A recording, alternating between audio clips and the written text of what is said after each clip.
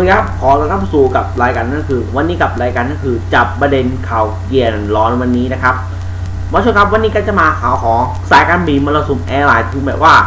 การสายการบินของฟิลิปปินส์เพราะว่าของผู้โดยสารเพราะว่าโดยสารสายการบินเพราะว่าโดยสารเพราะว่าถึงแบบการที่โดยสารเยอะแยะพบว่าคือการถึงโดยสารถึงแบบที่ถึงโดยสารได้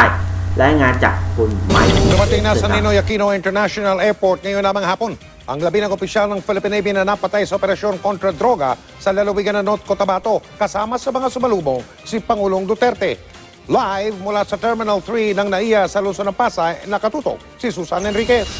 Susan. Mike, personal nga sinalubong ni Pangulong Duterte ang labi ng isang Navy official na napatay sa isang anti-drug operation sa Cotabato.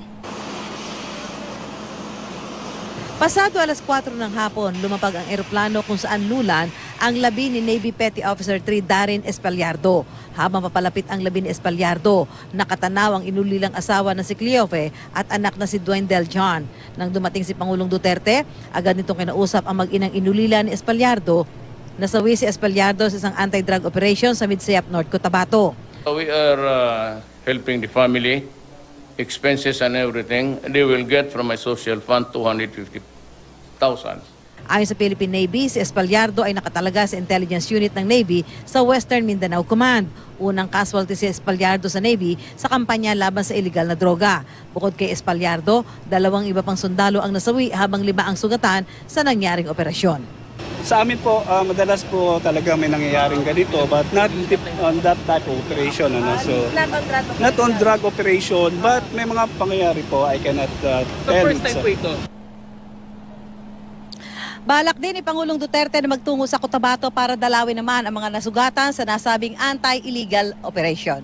Mike? ขอบคุณ2ท่านของไมค์ทีเป๊และทีพีเกตครับผมอันนี้คือวันนี้จะการชมแต่ละหนึ่งว่าจะเรื่องแสอะไรครับชมครับพบกับรายการนั่นคือกับรายการนั่นชมครับกับรายการจับประเด็นข่าวเกียร์ร้อนนะครับสำหรับวันนี้เวลา 19:30 น.30 นาทีถึง 19:30 น.30 นาทีเช่นในวันนี้ไปก่อนสวัสดีครับ